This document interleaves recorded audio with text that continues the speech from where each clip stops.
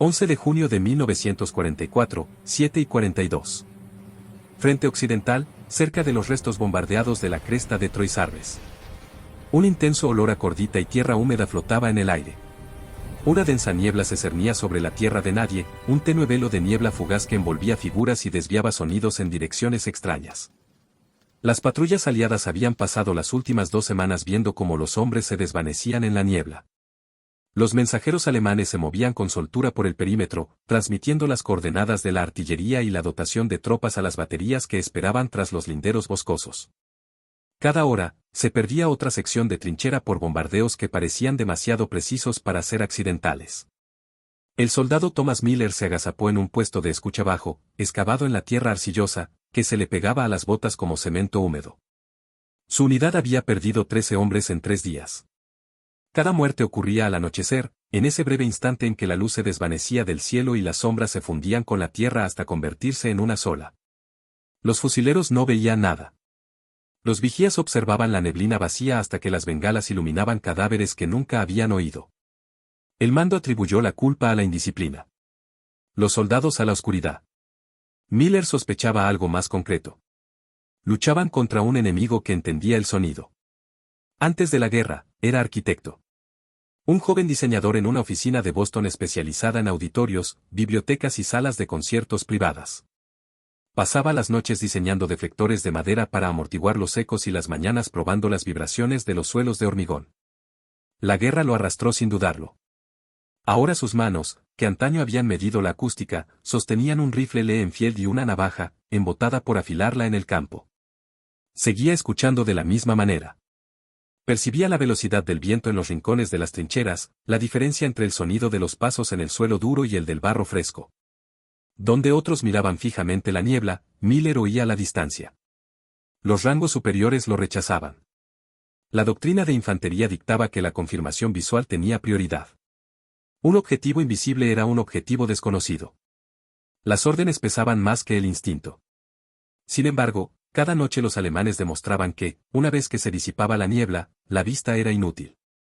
Los exploradores se deslizaban entre la hierba, anotaban el número de trincheras y luego desaparecían como humo. Los proyectiles impactaban con precisión quirúrgica a la mañana siguiente. Miller sabía por qué. Al anochecer, el sonido era la única guía fiable. Su observación se convirtió en obsesión después de que el sargento Collier, el único veterano norteafricano de la unidad, fuera encontrado a 10 metros detrás del alambre de púas con una herida de bala limpia en la sien. Nadie había visto el disparo. Nadie había oído el fusil. Collier se había acercado a una figura que fue avistada demasiado tarde.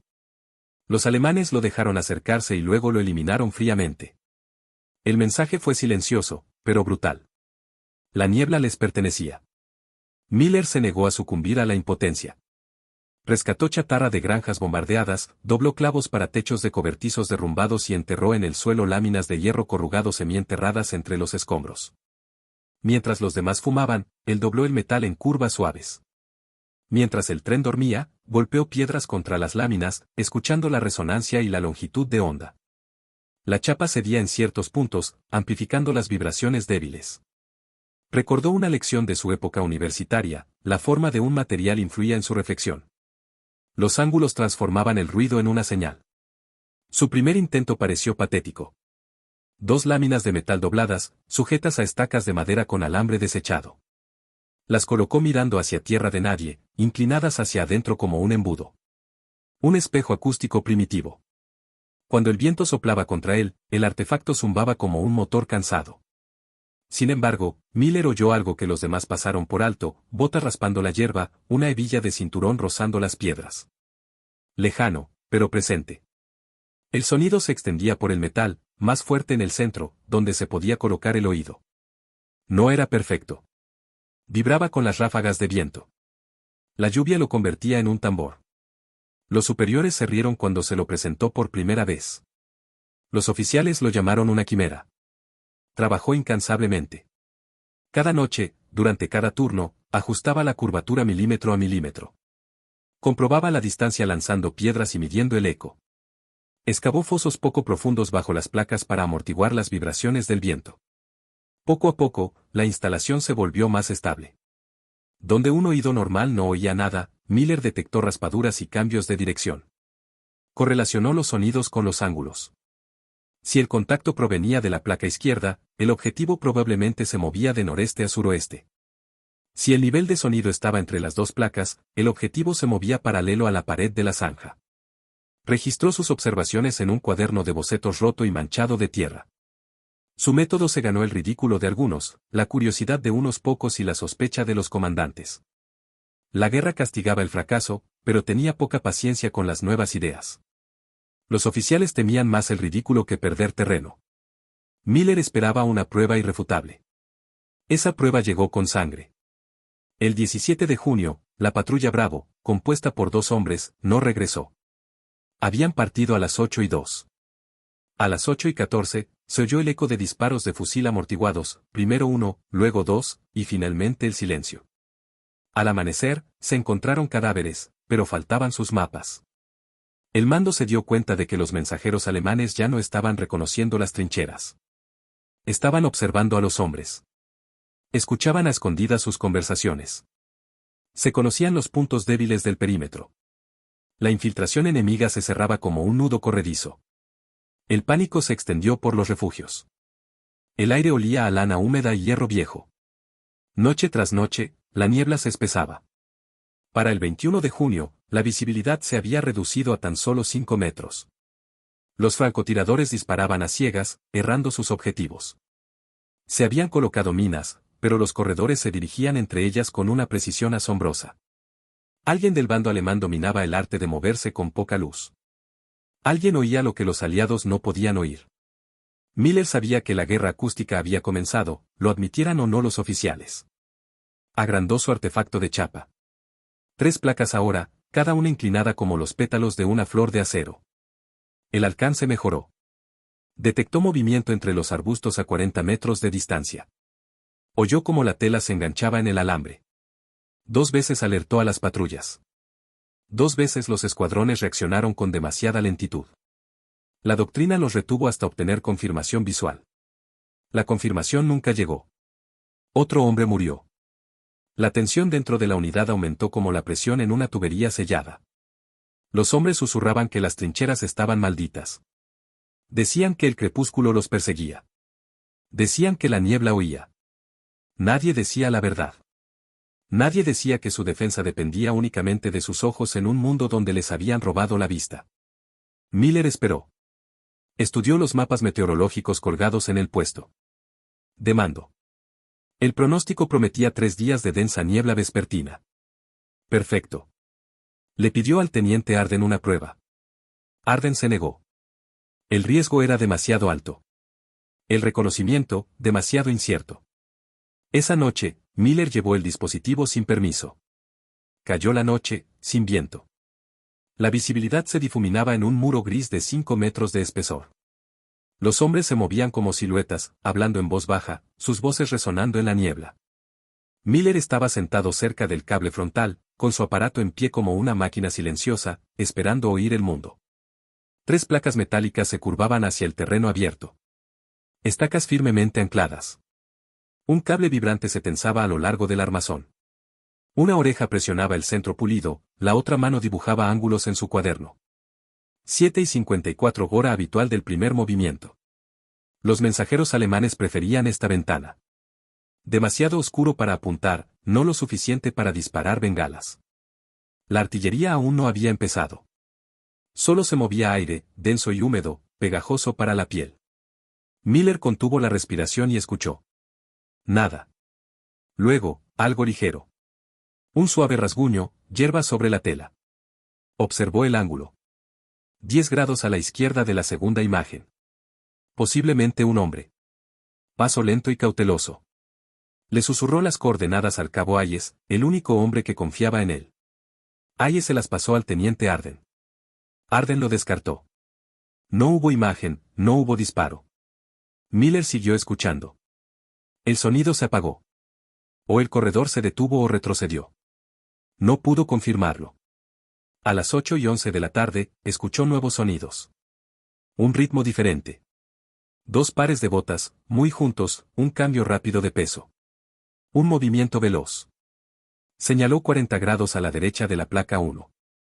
Hayes estaba desplegando un equipo de francotiradores, aunque las órdenes prohibían disparar sin línea de visión. Miller sintió que la presión aumentaba. Si se equivocaba, Hayes se enfrentaba a medidas disciplinarias por insubordinación. Si tenía razón, podrían romper el patrón que les había costado la vida a tantos. El sonido se apagó de nuevo. Silencio. La niebla lo envolvió todo. Miller no parpadeó. Esperó. Pasó un minuto. Luego otro. Entonces la placa metálica captó un leve aliento, lejano pero nítido a través del embudo. Alguien estaba agazapado en la hierba. Cerca. 30 metros. Tal vez menos. Le dijo números a Hayes. Hayes le hizo una señal al francotirador. El francotirador exhaló lentamente, con el rifle apoyado en el borde de un saco terrero, la mira casi inútil en la bruma. 3 segundos. Luego silencio. Un cuerpo se movió. Una hebilla chasqueó. Miller susurró una palabra: fuego. El francotirador disparó. Un chasquido resonó en la niebla como martillazo sobre acero. Una figura se levantó y luego se desplomó. Miller oyó como la hierba se aplanaba. Un corredor caído. Tal vez 2. El perímetro resistió. Pero nadie vitoreó. Todavía no. La evidencia seguía siendo invisible. Arden llegó furioso. Violación de las reglas de combate. Disparos no autorizados. Peligro de contraataque. Habló de los procedimientos y la cadena de mando. Miller no dijo nada. Hayes permaneció en silencio. El francotirador bajó la mirada. Entonces se disparó una bengala desde el lado alemán. Rayos de luz brillaron sobre ellos, bañando la niebla de un blanco cegador. 2 cuerpos yacían cerca del alambre de púas. Uno sostenía un estuche de mapas. La ira de Arden dio paso a la duda. Los hombres se reunieron alrededor del dispositivo de Miller con nuevos ojos. No lo vieron como chatarra, sino como una herramienta de supervivencia. Aún vibraba con el viento, pero esa noche funcionaba. La noticia se extendió por la trinchera. Algunos no lo creyeron, otros se asombraron.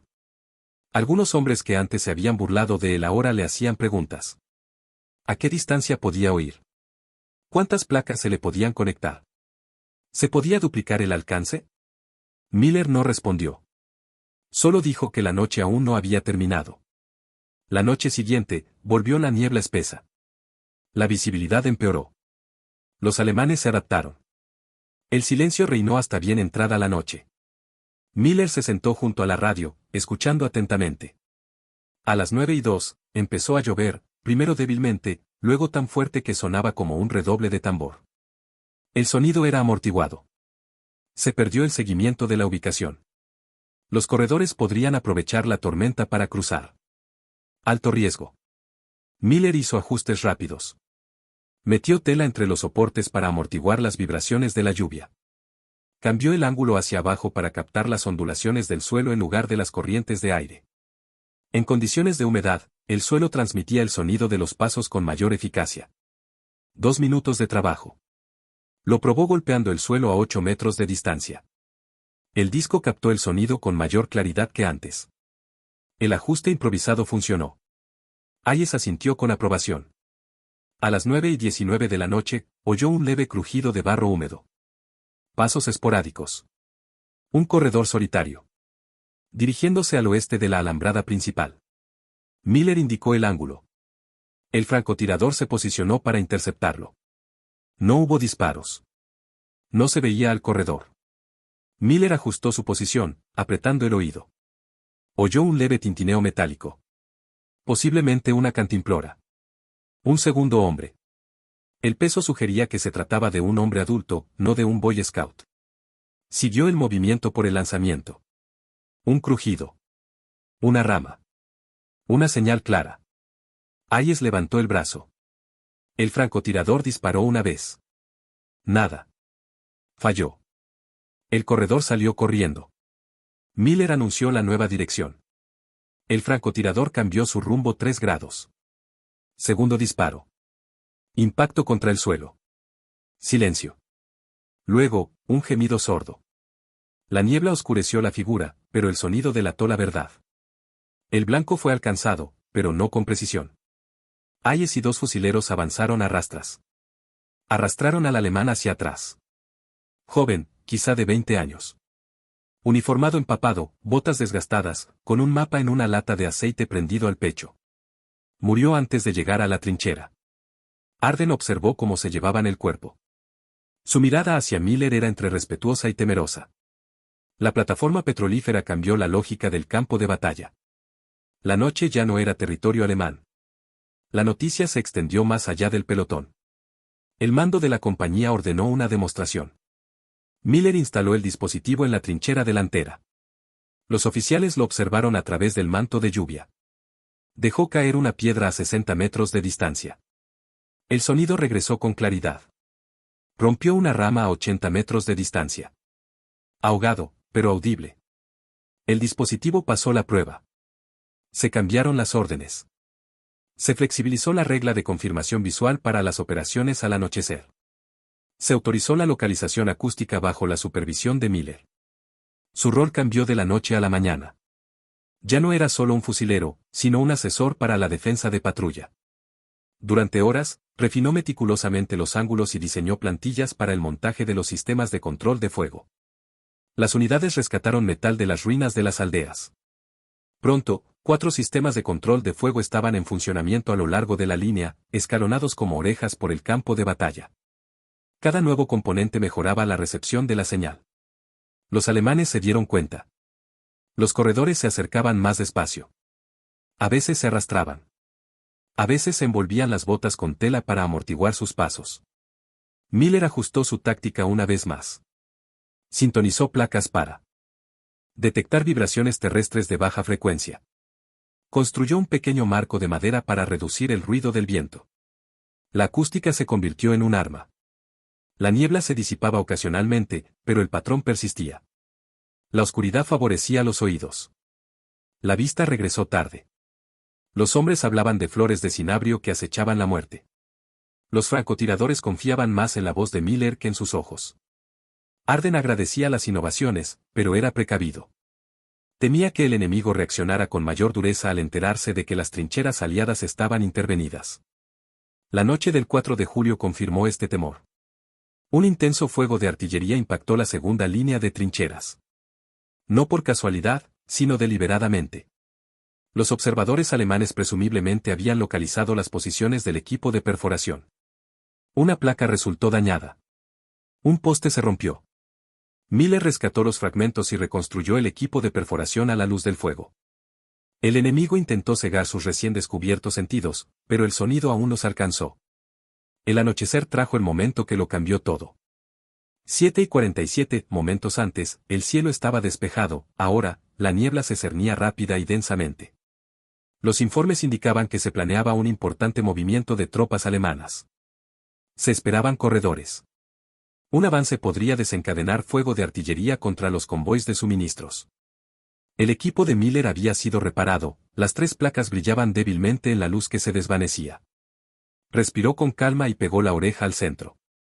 7:51, el primer sonido fue un suave crujido, como de tela deslizándose sobre piedra. La distancia era incierta. Miller se concentró. Filtró el viento y fijó su mirada en el temblor del suelo. Un corredor, quizá 2. Ritmo constante, sin cautela. No era una simple misión de reconocimiento. Una misión de mensajero. Urgente. Le hizo una señal a Hayes con los dedos levantados. 3 toques significaban movimiento hacia el flanco derecho, en un ángulo cercano a la placa 1. Hayes asintió y colocó al francotirador Riggs junto al parapeto. Riggs limpió el vaho de su mira telescópica, aunque ya no mostraba nada. Confiaba más en su voz que en el cristal. Los minutos transcurrieron sin que la situación se intensificara. Miller siguió el sonido que se acercaba, a veces el roce del cuero, a veces la respiración contenida. El corredor cambió el ritmo. Más lento. Buscaba trampas de sonido. Miller susurró una actualización. La cresta tras la alambrada se difuminó. Una niebla espesa como la lana. 8:03, nuevo sonido. Ritmo diferente. Segunda pista al noreste. Posiblemente un equipo de señuelo. Los alemanes intentaban una carrera dividida. Un señuelo a la izquierda, el mensajero a la derecha. Miller evaluó la principal amenaza, basándose en la frecuencia y el ritmo de las zancadas, como si estuviera cerca de la primera pista. Ordenó al equipo de fusileros que cubriera al corredor en el noreste hasta confirmación. Pegó la oreja al plato. Los corredores se detuvieron. Silencio. Luego, un susurro en alemán, demasiado bajo para entenderlo, pero claramente audible. Dos hombres hablaban. Uno, presumiblemente, el líder. Habían mapeado la línea aliada desde la ruptura anterior.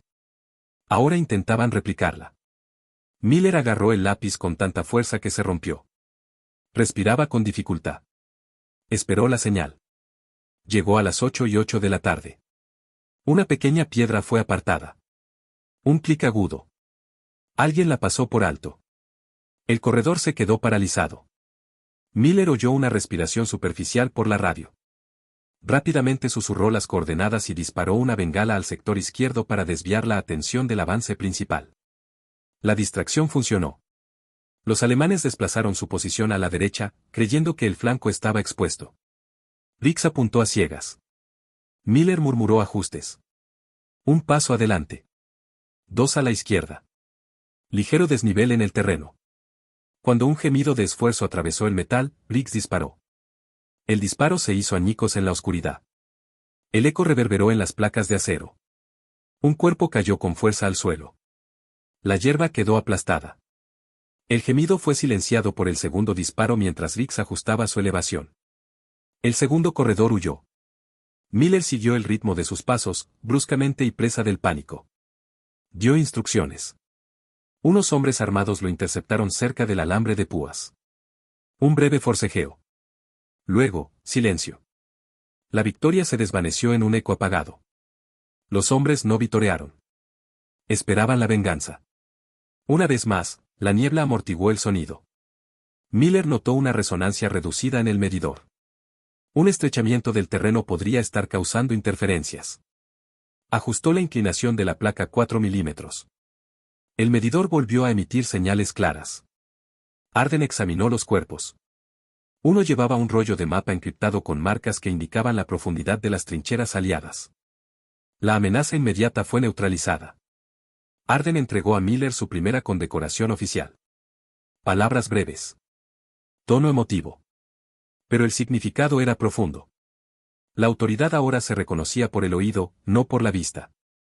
La noticia se extendió por la cadena de mando. Llegaron preguntas sobre el plan de construcción de los batallones vecinos. En el refugio, a la luz de una linterna, Miller esbozó un plan sencillo. Se necesitaban láminas de hierro corrugado. Marcos de madera. Anclajes al suelo. Radio de curvatura óptimo, 92 centímetros. Ángulo de la placa, 38 grados hacia adentro. Punto de escucha situado a 22 centímetros detrás del vértice. Pequeños detalles que había aprendido a base de errores. A mediados de julio, todo el sector probó espejos acústicos. Los corredores fueron capturados antes de que llegaran a la alambrada. Los intentos de infiltración alemanes se redujeron de 6 por noche a 1 por semana. El fuego de artillería perdió precisión. La niebla perdió su ventaja. Pero la guerra cambió. Los alemanes se adaptaron de nuevo. Entrenaron mensajeros silenciosos. Los hombres se desplazaban descalzos. Llevaban los pies envueltos en telas. Su respiración era controlada. Sus pasos eran ligeros como una pluma. Los dispositivos estándar tenían dificultades para localizarlos. Miller reaccionó. Invirtió una placa para capturar las vibraciones del suelo en lugar de las resonancias del aire. El suelo transmitía los cambios de presión. Los pasos descalzos se registraban como un leve impulso. Añadió una tira de tensión metálica para amplificar las ondas de baja frecuencia. El nuevo prototipo sonaba como un parche de tambor. 2 de agosto. Primera prueba. Se detectaron pasos a 50 metros. Débiles, pero perceptibles. Hayes lo llamó segunda visión. Pero la hostilidad aumentó. Algunos oficiales desaprobaban que las ideas civiles sustituyeran la doctrina. Un oficial de alto rango cuestionó su pertinencia, alegando que el éxito fue accidental, no metódico. Bajo presión, exigió pruebas. Miller aceptó el reto. La prueba se realizó cerca de un barranco con vegetación densa. Un equipo de corredores se ofreció como voluntario para simular una incursión. La niebla era natural. Las condiciones eran realistas. Miller instaló el dispositivo. Tras una hora de pruebas, detectó una desviación en la trayectoria de los corredores y calculó el ángulo con una precisión de 2 grados. Los fusileros interceptaron a los corredores antes de que cruzaran la línea de señalización. El mayor guardó silencio después. No hubo elogios. No se plantearon más objeciones. El reconocimiento aumentó. Las entregas produjeron mejores láminas de hojalata. Los ingenieros consultaron a Miller. Él capacitó a los servicios de emergencia en habilidades de escucha. Los hombres aprendieron a interpretar las vibraciones como un lenguaje. Pero las innovaciones facilitaron la localización de los objetivos. Los alemanes observaron nuevos patrones de trincheras. Descubrieron el brillo del estaño a la luz de la luna. Los francotiradores intentaron alcanzar las placas. 2 cañones resultaron dañados. Miller modificó los soportes, los bajó y cubrió los armazones con barro para atenuar el brillo. El enemigo intensificó su ataque. La noche del 14 de septiembre, una patrulla pesada atacó el flanco derecho. La intención era clara, destruir las instalaciones acústicas. Los proyectiles impactaron cerca. Las trincheras temblaron. Miller se arrastró bajo el fuego enemigo para recuperar el vehículo dañado. Hayes se cubrió con su fusil. 2 proyectiles explotaron cerca. Llovió tierra. El vehículo quedó parcialmente destruido. Miller lo remolcó y lo reconstruyó al amanecer. Los hombres lo llamaban el hombre oreja. Con discreción. Con respeto. Su invento salvó vidas, pero aún así hubo víctimas mortales cuando la niebla se espesaba o la artillería disparaba demasiado rápido. Entonces llegó el crepúsculo que marcaría el legado. 5 de octubre. Los informes advertían de un inminente intento de fuga alemán. La niebla era más densa que en meses. La visibilidad era de solo 1 metro. Los fusiles, inútiles. Miller recibió la responsabilidad principal del reconocimiento de todo el sector. 4 dispositivos de rastreo estaban interconectados por cable. Los equipos se turnaban para escuchar. Hayes supervisaba a las parejas de francotiradores. Riggs aseguró el objetivo central. 7:39, silencio sepulcral. Ni una brisa. Miller ajustó las placas al tacto. La humedad se acumulaba en el metal como sudor frío. Los soldados contenían la respiración. Cada sonido importaba. A las 8 de la tarde en punto. Oyó un leve crujido en la hierba. Ni un paso. Algo rozó su cabeza. Insectos. Al menos 3. Estaban probando una nueva táctica. Movimientos lentos del vientre para amortiguar el cambio de peso. Un objetivo difícil. El sonido era plano, la frecuencia baja. Bajó el micrófono. Apretó la oreja firmemente contra él. Oyó el ritmo palpitante del raspado. Constante. Hacia el flanco norte, cerca del antiguo cráter. Lo reportó. Hayes envió un equipo silencioso para interceptarlo. No se ordenó disparar hasta que se estableciera la certeza. 5 minutos. Contacto. Pelea acuchilló. Los alemanes se retiraron. Heridos leves. Interceptación exitosa. Sin embargo, este fue un estudio exploratorio, no una investigación objetiva. 8:17 comenzó la verdadera carrera. Un corredor solitario, rápido, con pasos fuertes, seguro. Sin ataques sigilosos. La intención era abrirse paso entre la línea y penetrar profundamente en la última fila.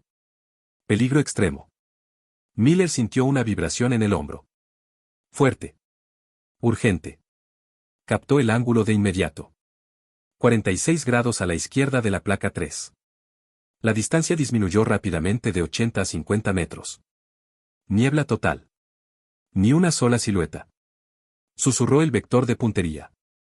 Hayes le dio la señal a Riggs. El francotirador se colocó detrás del arco de sacos terreros, con el rifle cerca del hombro y respirando con calma. El corredor aceleró. A través del temblor, Miller oyó un latido. Raro.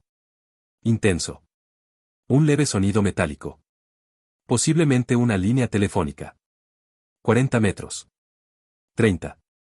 Miller estuvo a punto de pedir una corrección, pero mantuvo la compostura. Dio una actualización breve y concisa. Riggs ajustó la mira 5 centímetros. 25 metros. Punto de quiebre. Ventana de tiro mínima. Miller exhaló una vez. Fuego. Riggs fue despedido. Un disparo atravesó la niebla, seco y violento. El eco reverberó en los bordes de las losas, como una campana golpeada. Por un instante, no hubo respuesta, solo aire quieto. Luego, el inconfundible desplome de un cuerpo corriendo. Pesado. Repentino. La hierba se dobló bajo el peso. Una carcasa metálica vibró 2 veces antes de caer al suelo. Un silencio colectivo reinaba en la trinchera. Los hombres miraban fijamente la niebla, como esperando la reaparición de un fantasma. Miller cerró los ojos y pegó la oreja al tocadiscos. Esperaba silencio. En cambio, oyó algo nuevo. No silencio. Movimiento. Luz. Frágil. El corredor no estaba muerto. Había sido alcanzado, pero se arrastraba, tirando del tubo de comunicación por el barro. Actualizó el vector. Hayes le indicó a Riggs que disparara de corrección. Pero había niebla densa. Tono débil. Distancia incierta. Miller aumentó la sensibilidad inclinando la placa 3 grados a la izquierda para captar el movimiento del cuerpo. La nueva resonancia era más clara. Respiración irregular. Lenta. Localizó el punto de impacto a 15 metros detrás del objetivo original. Riggs disparó de nuevo. Un segundo eco reverberó a través del metal como un tambor redoblante. Luego, silencio absoluto. Ni un respiro. Ninguna resistencia. La cámara de sonido estaba vacía. Hayes envió un equipo de rescate. Se arrastraron a través de la niebla, con cables de acero atados a los postes de la trinchera para guiar su regreso. Los minutos transcurrían lentamente. Entonces aparecieron figuras sin vida. Un mensajero alemán, de unos 30 años, con el uniforme manchado de barro y las botas desgastadas por las largas marchas. Un tubo de mensajes atado al pecho. Sangre en las costillas de la primera bala. Una herida en la cabeza de la segunda. Muerto. Arden llegó sin decir palabra. Tomó un tubo y lo abrió bajo una linterna detrás de la plataforma de tiro. Dentro había un mapa de artillería dibujado a mano que mostraba los convoys de suministros aliados para la mañana siguiente. Un ataque habría matado a cientos si el mensajero hubiera cruzado la línea. La trampa evitó una catástrofe. El eco del disparo confirmó la situación. Los oficiales lo sabían. Los soldados lo sabían. Incluso Arden lo sabía. Miller se quedó descalzo en el frío aire nocturno, con las manos entumecidas. La lluvia empezó despacio y luego arreció. Platos de hojalata temblaban bajo las gotas como pasos lejanos. Escuchó de nuevo. No hubo más movimiento. Sector asegurado. Por primera vez en meses, reinó el silencio en la trinchera. Los hombres respiraron aliviados. Hayes le dio una firme palmadita a Miller en el hombro. Riggs, sin decir palabra, le ofreció un cigarrillo. La aceptación fue inconfundible. Distribución del mando y despliegue del sistema de reconocimiento en toda la división. La localización acústica se convirtió en procedimiento estándar, a pesar de que los manuales reconocían la inteligencia colectiva en lugar de un único innovador. A Miller no le importó. La supervivencia era más importante que la gloria. En las semanas siguientes, la precisión de la artillería enemiga disminuyó. Los intentos de infiltración eran escasos. Los alemanes se dieron cuenta de que el crepúsculo ya no ofrecía ninguna protección. Muchos creyeron que la niebla los delataba, pero la verdad residía en 3 placas de metal dobladas y un hombre silencioso que escuchaba atentamente. El invierno llegó temprano. El frío era gélido. El metal se contrajo. La resonancia del instrumento cambió. Miller se adaptó aislando la parte trasera con tela para estabilizar el tono. Las crestas de escarcha alteraron las vibraciones del suelo. Recalibró el instrumento golpeando el suelo helado para predecir el cambio de frecuencia. Cada condición del campo. Le enseñó algo. Se consumía por las largas noches de insomnio. Tenía los ojos enrojecidos. Pero su oído era agudo. Los soldados rotaban de guardia, pero Miller seguía siendo el mismo. No confiaba en nadie más para calibrar las placas. La guerra exigía perfección con demasiada frecuencia. La embestida de enero obligó a la reubicación. La trinchera fue abandonada en favor de la cresta. El reflector acústico fue desmantelado y transportado pieza por pieza bajo fuego enemigo. Un proyectil de mortero destruyó la primera placa. Miller recogió la chatarra, alisó las abolladuras con un martillo y reconstruyó la curva de memoria. El tiempo apremiaba. Al anochecer del día siguiente, había erigido una nueva estructura. Durante la retirada, el dispositivo no se utilizó para la defensa, sino para supervisarla. Detectó a los equipos perseguidores, facilitó una retirada ordenada y salvó a innumerables hombres. Pero la tensión le pasó factura. Miller ahora oía un leve zumbido incluso en paz. Tinnitus, provocado por el eco de las noches. Mantuvo su condición en secreto por miedo al tratamiento. Hayes lo sabía, pero no dijo nada. Battle necesitaba su oído. Las escaramuzas se intensificaron en marzo. El deshielo convirtió el suelo en lodo viscoso, dificultando la detección de vibraciones. Miller compensó esto aumentando el ángulo de extensión de la placa para cubrir un área más amplia. La señal era más débil, pero aún utilizable. Incluso con un sistema dañado era mejor que las patrullas sin línea de visión. La ofensiva de primavera cambió el frente. Los aliados avanzaron a través de aldeas que previamente habían quedado reducidas a escombros. Miller llevaba un dispositivo por delante de la infantería para anticipar emboscadas. En 2 ocasiones detectó escuadrones ocultos antes de que pudieran alcanzar al enemigo. En 2 ocasiones, el pelotón evadió una trampa. Los oficiales finalmente reconocieron el potencial más allá de las trincheras. Recibió una condecoración de campaña, aunque modesta. El reconocimiento que merecía se perdió en el fragor de la guerra. Sin embargo, cada vida salvada resonaba en la memoria como acero resonante. La guerra estaba llegando a su fin. Miller fue desmovilizado discretamente debido a una pérdida auditiva crónica. Su dispositivo se guardó en una caja en el depósito, con la etiqueta Experimento de localización acústica, sector oeste. Pocos historiadores lo mencionaron. Los relatos predominantes se centraban en tanques, aviones y artillería, no en placas de metal y silencio paciente. Volvió a la arquitectura. Volvió a diseñar bibliotecas. Su esposa dijo que escuchaba con demasiada atención las paredes, como si esperara a un enemigo en el yeso. Sonrió con dulzura y no dijo nada. Años después, Echosiot solo fue mencionado de pasada en archivos publicados. Un innovador experimento de campo acústico apoyó la defensa perimetral, julio de 1944. No se mencionó al hombre que lo había construido a mano. Pero los viejos veteranos recordaban. En las raras noches de sus reuniones, hablaban en voz baja del crepúsculo cuando la vista les fallaba, pero el sonido guiaba sus rifles. Hablaban de un arquitecto silencioso que enseñó a las trincheras a oír. Decían que la supervivencia a veces consistía en el crujido del metal y el latido del suelo. Miller murió a los 73 años. Sordo de un oído, casi sordo del otro. Sin embargo, sus recuerdos permanecieron nítidos hasta su último aliento. Una vez susurró que la niebla nunca más lo atemorizó después de esa noche. Dijo que el silencio siempre dice la verdad, si tan solo escuchas. Un legado pequeño en el papel. Inmensurable en las trincheras. Pero un solo instante lo decidió todo. El corredor en el crepúsculo, perseguido por el eco. El único disparo que demostró que el oído importaba cuando la vista se desvanecía. Su invento salvó los convoys de suministros y quizás cambió el curso de la guerra, aunque en pequeña medida. Olvidado por muchos. Conocido por pocos. Pero la verdad resonó como metal bajo la lluvia. Y en las noches de tormenta, cuando los veteranos se sentaban solos junto a la ventana, el estruendo del techo de hojalata volvía a sonar como pasos en la niebla. Recuerdo y sonido se fundían. Casi en paz.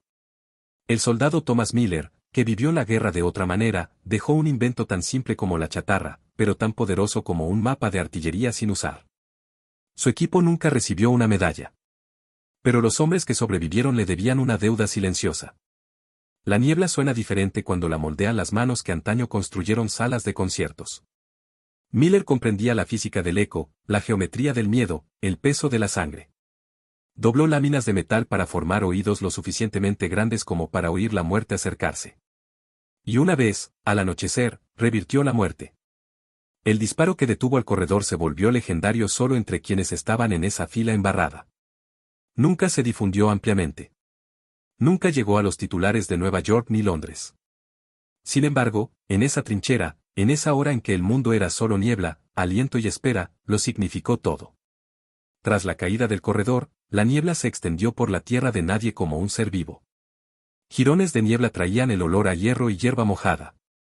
Miller permaneció en su puesto de observación mucho después de que el equipo de rescate regresara con el cuerpo y la noticia.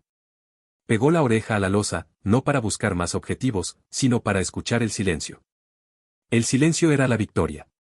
La plataforma petrolífera, antes ridiculizada como chatarra, ahora se alzaba protegida como una pieza de artillería. Hayes ordenó apilar sacos de arena alrededor de la base para protegerla de la metralla. Rick sugirió pintar las placas de negro mate para reducir el reflejo de la luna. Los ingenieros de la retaguardia transfirieron el diseño a planos basados en los propios bocetos de Miller. Estandarizaron curvas, ángulos, alturas de plataforma y espaciamiento de las orejas. Lo que él había hecho instintivamente, ellos lo tradujeron en medidas precisas. Pero las mediciones solo se tomaban cuando era necesario. Miller se mantenía al frente, optimizando cada copia. Sabía que el sonido era diferente en cada ubicación. El terreno alteraba el tono.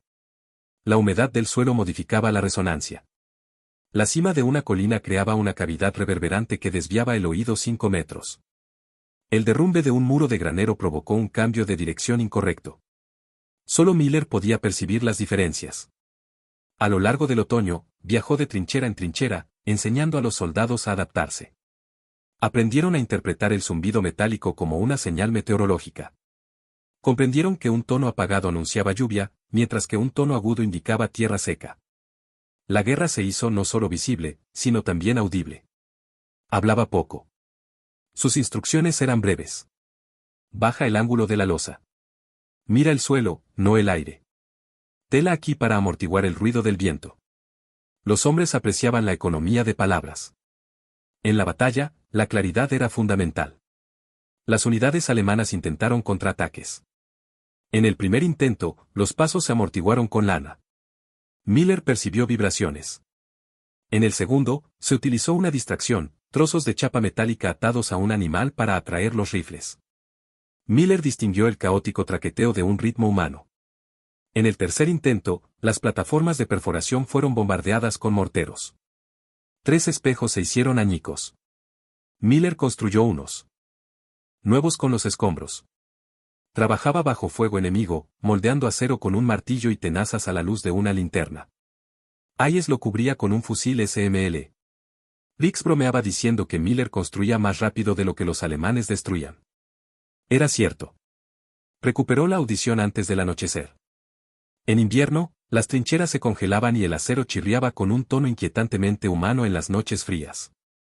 Algunos soldados decían que las placas hablaban como fantasmas. Miller una vez rió suavemente. Dijo que los fantasmas sonaban como el viento. A la gente le gusta el peso. El deshielo de enero trajo consigo un lodo espeso que amortiguaba el sonido. Sin embargo, Miller se adaptó y colocó el medidor sobre una plataforma de madera para aislar los movimientos de baja frecuencia. La infiltración enemiga seguía retrocediendo. El mando lo atribuyó al mal tiempo. Los soldados lo atribuyeron a la chapa metálica. Después de la guerra, Miller abandonó el campo de batalla sin mucha fanfarria. Escribió un breve informe que resumía el funcionamiento de la plataforma petrolífera. 23 páginas. Sin florituras. Solo diagramas de ángulos, cálculos acústicos y posiciones óptimas. Se lo entregó a los oficiales. Archivado. Olvidado. Regresó a su estudio de arquitectura.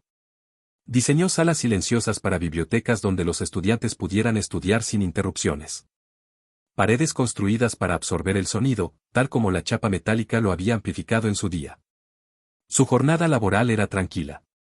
Sin embargo, a menudo se hundía en el silencio, como si escuchara el mundo subterráneo. Sus colegas desconocían la historia. Rara vez la contaba. Hayes escribió una vez una carta describiendo esa noche. Escribió que un hombre había vuelto el crepúsculo contra el enemigo. Miller guardó la carta en un cajón hasta bien entrada la vejez. La tinta se desvaneció, pero el recuerdo era vívido. Décadas después, historiadores que revisaban notas de campo archivadas encontraron menciones de Echorik. La información era escasa y solo había unas pocas fotografías. Una imagen borrosa mostraba a Miller ajustando el ángulo de la placa bajo una lona impermeable bajo la lluvia. Su expresión era indescifrable. Descartaron el proyecto como un experimento insignificante. Pero quienes sobrevivieron a las trincheras nunca lo olvidaron. Recordaron la fría sensación del acero bajo sus manos. Recordaron cómo el sonido transformaba el campo de batalla cuando sus ojos estaban ciegos. Recordaron el disparo en el crepúsculo que detuvo la destrucción de los convoys. Recordaron la voz serena de Miller, trazando pasos como un topógrafo en una tormenta. Y a veces, tarde en la noche, en sus tranquilos hogares, lejos del frente, los veteranos creían oír el eco del techo de hojalata como pasos en la niebla. No era real. Solo un recuerdo, pero suficiente para reavivar el ritmo de la guerra y el alivio de la supervivencia.